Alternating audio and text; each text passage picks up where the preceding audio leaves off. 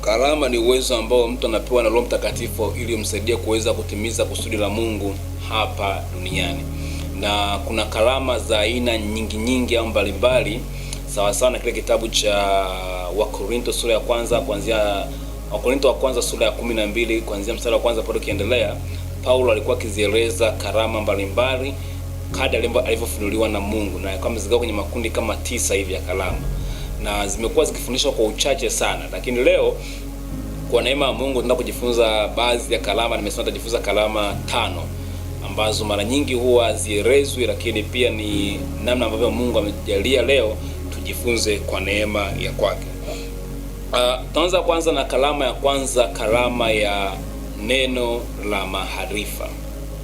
Neno la maarifa. Hii ni karama ambayo inamsaidia mtu kuwa na uwezo wa kuwa na ufahamu wa vitu mbalimbali ama mambo mbalimbali bila hata ya kufundishwa na yoyote. Yaani mtu mwenye hii karama anakuwa na uelewa wa haraka sana na vitu mbalimbali, ama anakuwa na uelewa na mambo mbalimbali bila hata ya kufundishwa na mtu yoyote. Mtu huyo anaweza akajifunza kutokana na matukio, kutokana na vitu anavyoviona, ama kutokana na challenges za watu, ama kutokana na jambo lolote lile ambalo anaweza akawa analiona.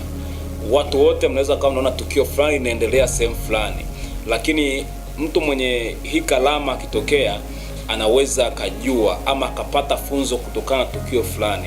Anaweza kukwambia, nilipoona fulani anatembea na fulani nikawa najifunza kumbe Mungu anaweza akatembea na wewe. Ama nilipoona jua linatoka huku linakuja huku nikajua kumbe inawezekana. Yaani kutokana na vitu anavyoviona anaweza akapata funzo kwa wepesi sana. Na watu wenye hii karama wanakuwa ni wepesi sana wa kuchanganua neno la Mungu. Ndio maana mara nyingi wanatumika kwenye ualimu. Ni walimu wazuri sana wa neno la Mungu, kwa kuwa ni wepesi sana wa kuelewa, kupata ufunuo kwa mambo mbalimbali. Anaweza kaangalia Biblia kana isoma na akaanza kupata ufunuo kutokana na hilo neno, akaanza kujifunza kitu cha tofauti. Wote mnaweza kujifunza mstari mmoja, lakini yeye akanajifunza kwa namna ya tofauti. Ni watu ambao wanaweza kusema ni magenius kwa namna nyingine. Mashuleni hao watu pia ni watu ambao wanaweza kujifundisha wenyewe. Anakiwa darasani hivi, uwezo wa kujifundisha mwenyewe ni mkubwa sana sana. Mwalimu anaweza asifundishe hesabu, yeye akajifundisha topic, anajifundisha mambo mbalimbali, anakuwa na uwezo wa kujifundisha yeye mwenyewe sana. Ni watu wenye hii karama. Kwa hiyo ni walimu wazuri sana wa neno la Mungu. Nistiki hapa, ni walimu wazuri sana wa neno la Mungu. Na unaweza kuwa unapitia changamoto fulani kwenye maisha, ukimuelezea yeye tu akakwambia kutokana na hii changamoto unayopitia Mungu anataka kufundisha kitu fulani ama jambo fulani. Kwa anaweza kukwambia kwenye ile changamoto kuna funzo la namna gani ambalo unataka ulipate, unaweza ukalipata kutokana na changamoto unayopitia.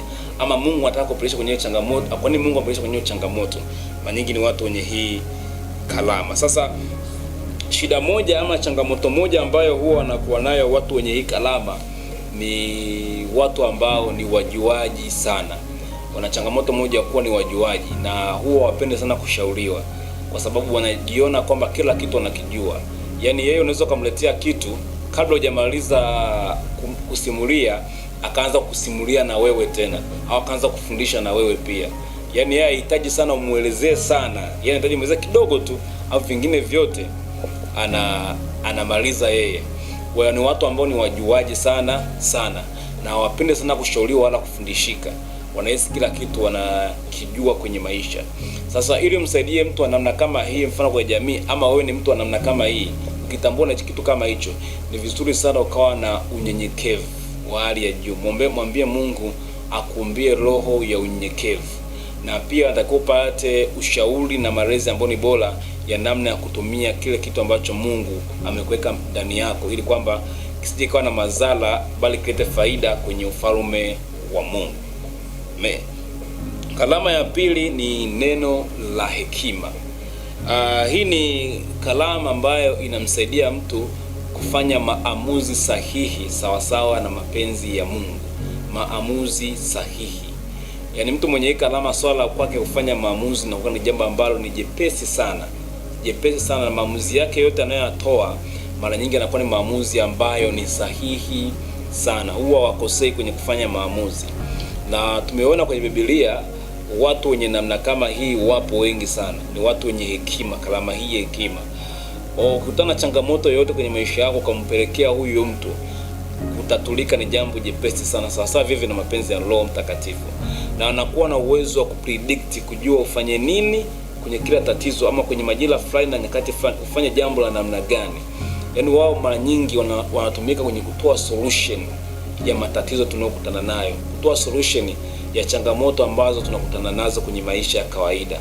Unaweza kuwa na changamoto fulani, tatizo fulani, ugonjwa fulani ama kitu fulani, ukutana huyo mtu lazima tu akupe solution ya kile kitu ambacho unakutana nacho. Na hii imetumika sana watu ambao kwenye huduma ya ama na kalama za uponyaji kama maaposto, miujiza. Mara nyingi sana wanaitumia sana hii kalama, inatumika sana kwao, kalama ya hekima, kwa sababu ya wanasemaga word of wisdom. Wanakuwa ni watu ambao wana provide solutions za karibu sana kwa watu. Anaweza katoa solution ya ukimwi, solution ya jambo fulani. Yaani yeye kuita lazima ujue, lazima hicho kitu ambacho kinakusumbua kinaenda kuisha. Yaani wao ndio wapo kwa ajili ya solution, na solution zao zote ni za uhakika. Sasa utofauti kati ya kalama ya maarifa, ya neno la maarifa na neno la hekima ni hii. Neno la maarifa anaweza akajua tu unapitia changamoto kwa sababu ya hiki na hiki na hiki na hiki, lakini asikupe solution yake, akaja kuelezea. Nadhani pia mkutana aina hii ya watu, anaweza akakuelezea changamoto unayopitia na kwa nini unapitia, lakini asikupe solution ufanye nini. Ila anakuambia unapitia hichi kwa sababu ya hivi bwana, hivi na hivi, nifanyeje? Ajui. Anasema muombe tu Mungu atakusaidia, ama fanya hivi na hivi, au tafute fulani fanya. Lakini huyu yeye mwenye kalama ya hekima, akikisha mwambia changamoto yako, anaweza sikuelezee kwa nini unapitia, lakini akakwambia fanya hivi na hivi na hivi, utatoka. Na ushauri atakao kupa ni ushauri thabiti na lazima ukutoe kwenye hiyo changamoto. Sasa changamoto kubwa ambayo wanayo hii watu, wao wanaileta changamoto kubwa ni kwamba hawa watu ni watu ambao wanakutana changamoto kwanza kuabudiwa na kwanza kujiona kama Mungu wenyewe binafsi, kwa sababu watu wengi wataanza kuwafuata kwa ajili ya kutafuta solution mbalimbali, na wataacha kumsikiliza Mungu ama kumtafuta Mungu kwenye matatizo ambayo anayo, bali atakuwa anawategemea sana hawa watu. Wakiwa wanawategemea hawa watu, maana yake wataanza kujikuta kama vile wameanza kuwa ni Mungu, na wasipokuwa makini sana, zile sifa zinaanza kuja kwao, wanaweza kujikuta wanaanza kuabudiwa. Wanatakiwa wawe makini sana, kwa kuwa Mungu ameweka kile kipawa na ile karama ndani yao kwa lengo la kurudisha utukufu mbele za Mungu. Wawasaidie watu kweli, lakini utukufu urudi mbele za nani? Za Mungu. So if they are not careful, utukufu utakuwa kuja kwao na watakuwa wanalibikiwa. Kwa hiyo wanatakiwa wawe makini na kujifunza. Watu wakianza kuabudu, maana hawawezi kukwepa, watu wataanza kuwachukulia kama Mungu automatically tu, lakini wanatakiwa wajue namna ya kuwa direct wale watu mbele za Mungu, warejeshe tena wale watu mbele za Mungu. Wakija kwao wawasogeze mbele za Mungu na sio tena kwao binafsi. Hiyo itawasaidia sana watu wenye hii karama. Lakini pia karama ya tatu ni karama ya kupambanua roho. Sasa karama ya kupambanua roho, huo ni uwezo ambao mtu anapewa wa kujua nia ya kila roho, ama nia ya kila mtu, ama roho inayofanya kazi kwa kila mtu kwenye maisha yake. Naweza kusema hiyo kitu, kujua nia ya kila mtu ama kujua roho inayofanya kazi kwa mtu yoyote.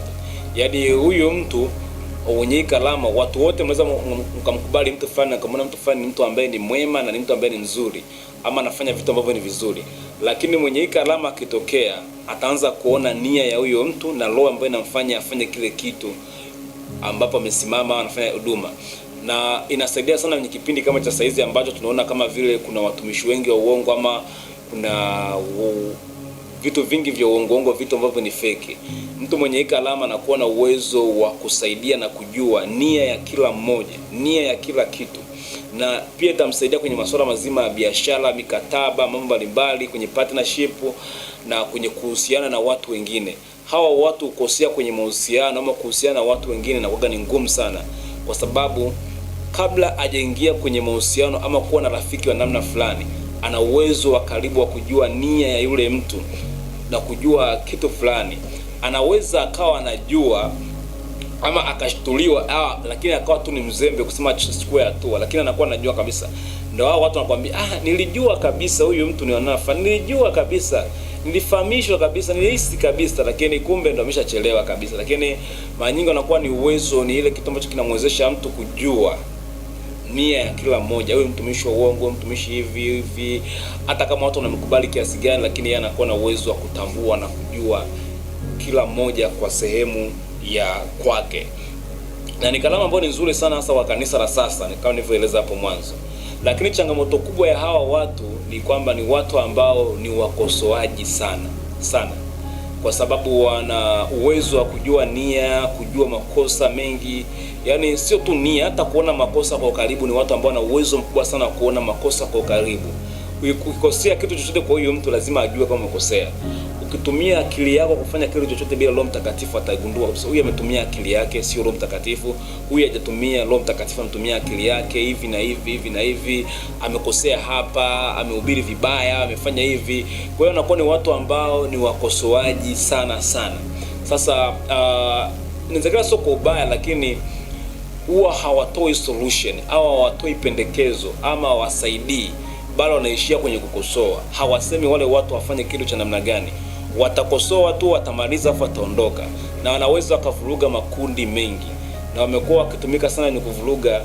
Wasipokaa vizuri, shetani amekuwa akiwatumia sana ni kuvuruga makundi mengi sana ya watu, makundi mengi ya ibada ama huduma nyingi sana zikiwa zikiharibika kutokana na hao watu wasipotumiwa vizuri na kanisa, ama shetani akaanza kuwatumia kwa mambo ni mabaya. Wamekuwa karibu sana kwa sababu they can see na wanakuwa na ushawishi. Anaweza kukwambia kuna mtu nimeona hiki na hiki, na wewe ukianza ukiona kile tunasema kama ni kweli hivi na hivi, that is wana kufumbua macho na kukuta kwamba makundi mengi yanaharibika. Lakini wanatakiwa sana wapate usimamizi ambao ni bora na wajifunze, na wanatakiwa pia wawe na uwezo wa kumuuliza Mungu wanapoona maovu, kwa kuwa Mungu anapochukua nafasi ya kuambia ubaya wa mtu ama kuambia changamoto ambayo ipo kwa mtu fulani, nia ya Mungu mara zote huwa ni kubadilisha na kurekebisha. Mungu huwa akufunulii kwa lengo la uharibu, no. Mungu huwa anafunua kwa lengo la kurekebisha. Kwa hiyo ukishaona kitu fulani ni kosa ama jambo fulani libaya kwa mtu yoyote yule, ni vizuri sana ukamuuliza Mungu, mapenzi yako ni nini na nifanye kitu cha namna gani? Ukijiona kabisa ndani yao kuna kitu cha ukosoaji sana, ni vizuri sana kumuuliza Mungu, nifanye nini na nitende nini? Mapenzi yako ni nini? Nichukue hatua za namna gani? Na mwingine Mungu anakuonyesha kwa lengo tu muombe yule mtu, wala usikosoe wala usihusike public, no. Muombe ndio changamoto walionayo. Kuna watu wana uwezo wakakuona changamoto ulionayo, lakini Mungu nia yake ni uione, umuombe. Lakini ukifeli unajikuta umemtangaza yule mtu, na baada ya kumtangaza umeharibu moja kwa moja. Inakuwa ni jambo ambalo ni baya sana. Kwa hiyo ni bora sana wapate malezi na wapate simamizi za kutumia kalama, lakini pia binafsi awe na uwezo wa kujitambua na kujielewa afanye nini. Kalama nyingine ni kalama ya unabii. Kalama ya unabii.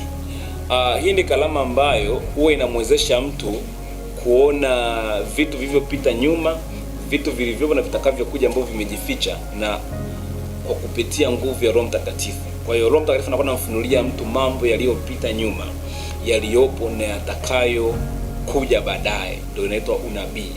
Kwa hiyo hata kama kitu kishatokea miaka iliyopita nyuma, anaweza kufunulia. Ndio hao watu ambao wanakuambia jambo fulani litokea kwenye familia yako, kuna kitu nakiona kwenye familia yako miaka ya nyuma, ilikuwa hivi na hivi. Na lengo la kuona vitu vya nyuma ni kwa sababu kuna kitu kinakutatiza sasa hizi, lakini kuna background nyuma, chanzo chake ni huko nyuma, ama kuna information inaanzia huko nyuma, ndio maana nafunulia. Na ndio maana nasema mara nyingi Mungu anaweka ndani yao watu kwa mapenzi ya kwake mwenyewe, Roho Mtakatifu wakati anazihitaji. Sasa kwenye unabii huwa kuna changamoto kubwa sana, kwa kuwa kwenye unabii kuna kalama ya kinabii, lakini kuna kitu kinaitwa unabii. Kwenye unabii kuna vitu vitatu vya msingi vya kuvijua kwenye unabii wote.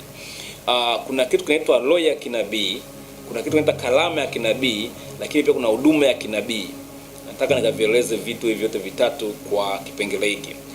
Roho ya kinabii ni roho inamvaa mtu kutokana na nguvu ya Roho Mtakatifu kumuonyesha vitu vilivyopita, vilivyopo na vitakavyokuja.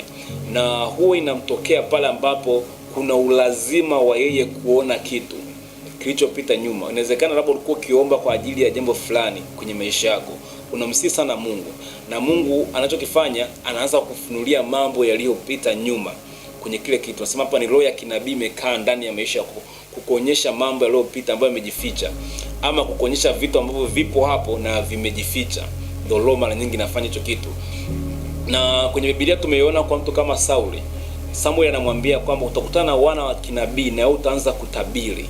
Na kwa alipokutana nao naye akaanza kutabiri. Kwa hiyo kilichomvaa pale Sauli ni roho ya kinabii kamvaa, naye akaanza kutabiri kama wao. Anaweza kutabiri kwa habari iliyopita, yaliyopo ama yatakayokuja. Kwa hiyo roho inakuwa inakusaidia kwa wakati kama huu hapo. Lakini kalamu ya kinabii, this is the gift, ni zawadi ambayo mtu anakuwa nayo. Haitajiki awe naomba ama awe kwenye kundi la namna fulani ama awe sehemu fulani. Yeye sehemu yoyote ambayo yupo anaweza akakata hapa akaanza kuona vitu ambavyo vilipita nyuma. Anaweza kukutana na mtu na akaanza kuona background za yule mtu huko nyuma alikuwa anafanya nini. Na uwe na uhakika, sio kila mtu mwenye huo uwezo. Wapo ambao wana huo uwezo ndani yao, Mungu ameshaweka kwamba akikutana tu hivi na wewe, akisha kuona, Mungu anaanza kumfunulia mambo ya kwako yaliyopita nyuma. Na lengo la Mungu kumfunulia ni hili ya kusaidie, ama kuna changamoto unaipitia ni kutokana na background ili kusaidie. Lakini tu anakuwa mwingine ni uwezo ambao ni natural sana ndani yake, yani kitu ambacho kipo tu ndani yake basi. Na hawa wanatakiwa makini pia, manake wasipokuwa makini wanaweza kutumika na upande wa giza sana kwenye kubashiri mambo mbalimbali, kubashiri vitu mbalimbali vya baadhi ya watu.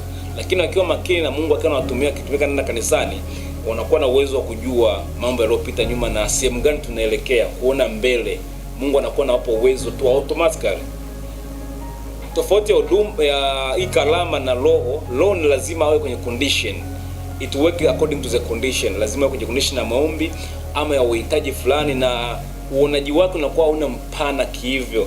Anakuwa na manyingi, anaona vitu ambavyo ni personal, vitu vinavyohusiana na yeye ama kundi fulani kutokana na mazingira ambayo yupo. Lakini mwenye kalama anaendaga beyond. Anaweza kukaa hata hapa kuona mtu akaanza kupata historia za yani, anakuwa na uwezo mkubwa wa kuona zaidi ya watu wengine. Ni yule mwenye kalama ya kinabii. Lakini huduma ya kinabii ni tofauti kidogo na kalama. Tofauti wake ni kwamba huduma ni mtu anasimama kwenye huduma yake kama nabii. Yeye ni nabii kwenye huduma. Unabii unakuwa kama ni ofisi yake, ndio sema anaofanyia kazi. Ameitwa kwenye wito wa kinabii. Lakini kalama anaweza kawa ni mwalimu lakini ana kalama ya kinabii. Ni mwalimu lakini ana kitu fulani cha kinabii ndani yake. Tunasema ni prophetic teacher, ama ana kitu fulani cha kinabii ndani yake kinamsaidia, lakini ofisi yake labda ni mwalimu ama anafanya kitu kingine. Lakini mwenye huduma anakuwa unabii ndio sehemu ya ofisi yake. Kwa anakuwa na upana mkubwa na anakuwa na uwezo mkubwa, na kuna vitu vingine vinaongezewa kwenye maisha yake kwenye huduma hii ya kinabii sana. Sasa moja ya changamoto ambayo au wenye huduma ya kinabii au wenye kalama ya kinabii, wenye unabii ndani yao huwa wanakumbana nayo ama inawapata, ni kwamba ni watu ambao wana majivuno. Niseme wanasema sana roho ya kiburi, sana roho ya kiburi na majivuno, kwa sababu he can predict the future. Anaweza kaona future itakuwaje, anaweza kaona nyuma ilikuwaje. Kwa hiyo anakuwa na watu ambao wana kiburi fulani hivi cha uzima, nasema na kiburi. Ni watu ambao wana viburi sana, wanahitaji sana unyenyekevu. Ni watu ambao wanakosa mara nyingi sana unyenyekevu. So Mungu anatakiwa wasaidie sana, na pia anatakiwa waombe sana kwa habari ya unyenyekevu, maana ndio kinachowakwamisha pia. Kuna baadhi ya vitu wanashindwa kuviona kwa sababu tu ya unyenyekevu. Wanashindwa kutumia kwenye viwango vikubwa kwa sababu wanakosa mara nyingi sana unyenyekevu, na Mungu anataka pia awasaidie kwa asilimia kubwa sana. Nadhani umenielewa. Karama nyingine ni karama ya aina ya lugha na tafsiri ya lugha. Hizi nimeweka pamoja kwa sababu zinafanya kazi sana kwa pamoja. Aina ya lugha na tafsiri ya lugha. Karama za aina ya lugha ni uwezo ambao mtu anapewa wa kuwa na uwezo wa kuongea lugha mbalimbali bila hata ya kufundishwa na mtu yoyote. Mwenye hii karama anakuwa na uwezo wa kuongea lugha nyingi za mataifa mbalimbali, sehemu mbalimbali, bila hata ya kufundishwa na mtu wa aina yoyote. Kwa hiyo watu wao wanatumika sana kwenye injili. Mnaenda sehemu mnataka mhubiri injili, watu sehemu hiyo waelewi injili, anaweza akatumika kuhubiri yeye, akafundisha lugha ya watu pale pale, na muda mwingine anaweza akawa hata mwenyewe atambui kama anaongea lugha ya ile sehemu. Ni sawa tu na kunena kwa lugha. Anaweza kama mwingine atambui hata maana ya kitu anachokifanya, lakini kwa kuwa kinahitajika hiyo sehemu na kinatakiwa hiyo mahali, Mungu anampa uwezo ndani yake, anajikuta anaanza kuongea lugha ya hiyo sehemu bila hata mwenyewe muda mwingine kufahamu. Lakini karama nyingine hapa ni kufasiri lugha. Kufasiri lugha ni uwezo ambao mtu anapewa wa kuweza kutafsiri lugha mbalimbali. Yaani zile lugha anaanza kuzitafsiri bila hata ya kufundishwa na mtu. Lugha ya taifa yoyote ama sehemu yoyote ile, anakuwa na uwezo mkubwa wa kutafsiri hiyo lugha bila hata kufundishwa na mtu wa aina yoyote. Kwa hiyo anaweza kukutana wa kabila fulani, watu fulani wanaongea, anaanza kutafsiri lugha. Na pia baadhi yao wanakuwa na pia na uwezo wa karibu sana wa kutafsiri hata kunena kwa lugha. Tunasema kunena kwa lugha. Paulo amesema mtu mmoja akiwa ananena mwingine atafsiri. Hao watu ndio wanakuwa mara nyingi wanatafsiri. Kunena hata kwa lugha. Unanena kwa lugha laka yeye anajua kabisa na maanisha kitu cha namna gani. Sasa mtu mwenye aina za lugha na kufasiri lugha akifanya kazi kwa pamoja, mkienda mission ama sehemu yoyote ile, inakuwa ni rahisi sana. Kwa sababu wao wenye kufasiri lugha mara nyingi na lugha ni watu ambao ni matranslator wazuri sana. Na ukiwa nao mahali, kwa hiyo mkienda kuhubiri injili, wewe unaweza kuanza kuhubiria watu, mnafanya vitu, anakusaidia kutafsiri, mnakuwa mnasaidizana. Inakuwa ni vitu ambavyo ni vizuri sana, huduma inakuwa ni nzuri. Lakini inakuwa ni bora zaidi sasa huyu mtu akawa na hizi karama zote mbili. Anatafsiri lugha lakini pia na aina za lugha. Anaweza kaongea lugha mbalimbali lakini pia anaweza kuzielewa lugha mbalimbali. Will be the best sana hiyo service sana. Na ni vitu ambavyo ni vizuri sana. Sana. Nadhani hapo umeelewa kwa habari ya karama mbalimbali 5 nimekuelezea, na kwa neema ya Mungu akinipa tena kibali nitaelezea karama nyingine ambazo zinabaki, lakini leo Mungu anipa neema ya kuelezea hizo karama 5. Na ndio maana nimezieleza kwa namna kama hii. Lakini kitu kimoja kujua kwamba karama ni uwezo ambao mtu anaweza akapewa tu na Mungu kupitia uwezo wa Roho Mtakatifu. Na kuna baadhi ya watu wanazaliwa nacho tu hicho kitu ndani yao. Kuna baadhi ya karama mtu anazaliwa nacho, inakuwa inafanya kazi, lakini manifestation yake kwa ukubwa na kwenye huduma inakuwa inafanya kazi vizuri sana pale ambapo Roho Mtakatifu pia ameipa nguvu na ameempower. Wakati ipo ndani ya mtu inafanya kazi za kawaida, mara nyingi na kama vile ni kipawa tu cha kawaida ama kipaji cha kawaida ama uwezo tu wa kawaida, lakini Roho Mtakatifu kingia nguvu inakuwa ni kitu ambacho ni nzuri. Na matumizi ya karama yote ili yatumike kwenye ufasaha wowote ule, ni lazima yahusishe nguvu ya Roho Mtakatifu ama mwongozo wa Roho Mtakatifu. Na ili uone matokeo ya kipawa ama karama ya aina yoyote, ni lazima uhusishe uweza wa Roho Mtakatifu. Biblia inasema wazi, kipawa kigeukapo kinakuwa faida. Kwa hiyo ili uone faida hichi kitu, ni lazima Roho Mtakatifu aingie ndani yake. Ni lazima uhusishe uwezo wa Roho Mtakatifu ili kusaidie ukifanya hichi kitu kiwe faida kwa ajili ya maisha ya kwako. Mungu akubariki na Mungu akutunze sana. Tuonane wakati mwingine kwenye vipindi vingine sana. Amina.